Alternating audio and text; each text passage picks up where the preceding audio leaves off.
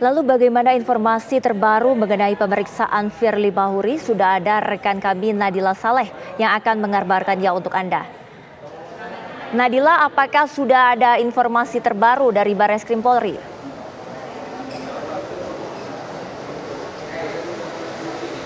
Ya, baik, selamat siang Prima dan juga pemirsa. Tadi kami telah mendapatkan konfirmasi melalui via telepon dari Wakil Direktur Tindak Pidana Korupsi Barreskrim Mabes Polri yang menyebutkan bahwa Firly Bahuri telah tiba di Barreskrim untuk menjalani pemeriksaan pada pukul 8.20 waktu Indonesia Barat. Kemudian dirinya mulai menjalani pemeriksaan bersama dengan tim penyidik pada pukul 9.00.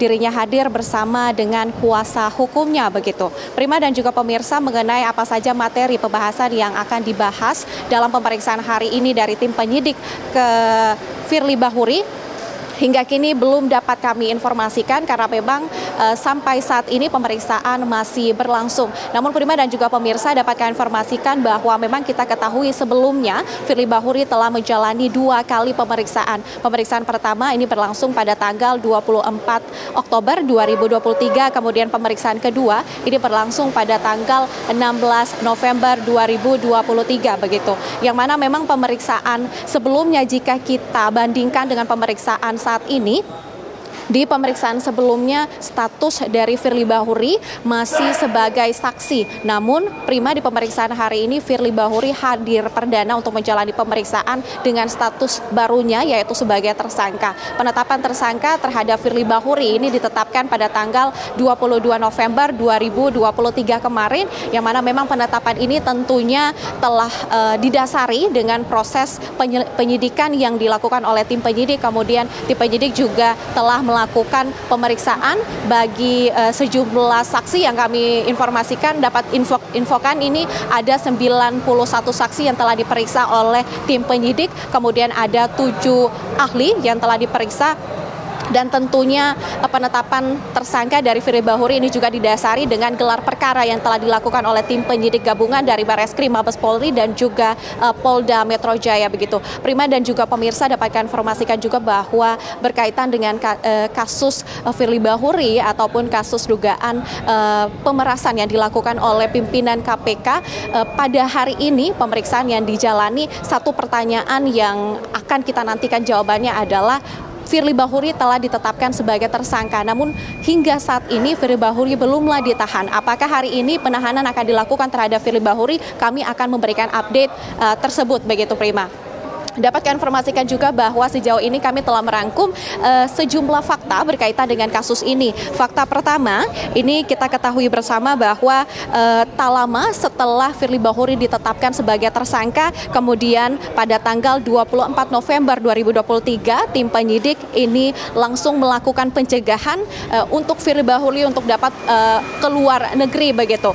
Hal ini dimulai dari tanggal 24 November hingga 20 hari ke depan. Kemudian fakta kedua yang telah kami rangkum di sini bahwa memang sebelumnya Firly Bahuri juga digeledah rumahnya. Dalam penggeledahan ini ada dokumen penukaran uang falas senilai 7,4 miliar rupiah yang dilakukan selama periode Februari 2021 dan hingga September 2023.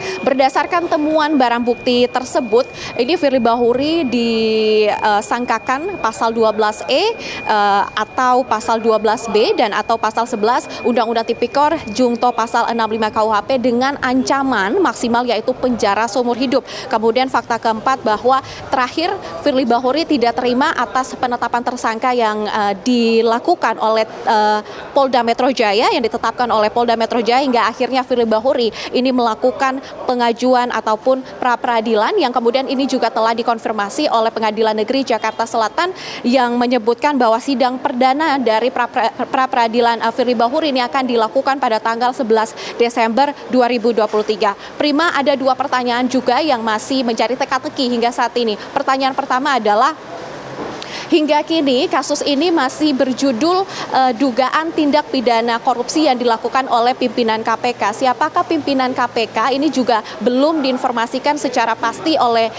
Polda Metro Jaya ataupun Barreskrim Polri. Namun hingga kini kita ketahui bersama bahwa sejauh ini pimpinan KPK yang diperiksa oleh Barreskrim ataupun Polda Metro Jaya ini adalah Firly Bahuri.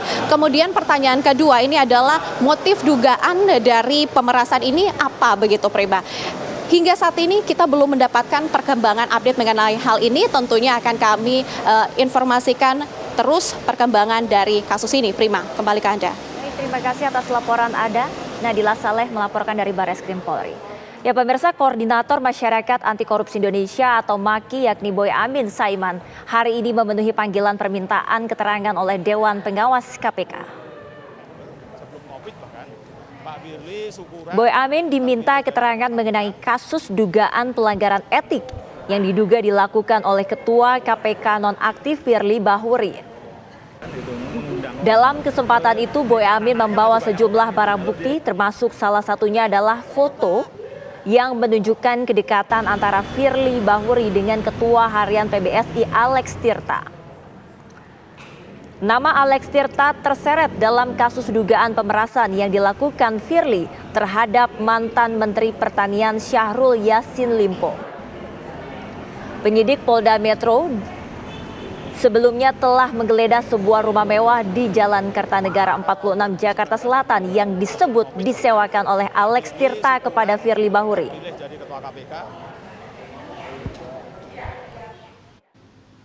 Tahun 2019 November sebelum Covid bahkan Pak Firly syukuran terpilih jadi Ketua KPK, dilantik jadi Kabah Harkam, itu syukuran dan hanya kalangan terbatas yang diundang dan ini fotonya foto berpose itu. Jadi ini Pak Alex Tirta yang baju putih.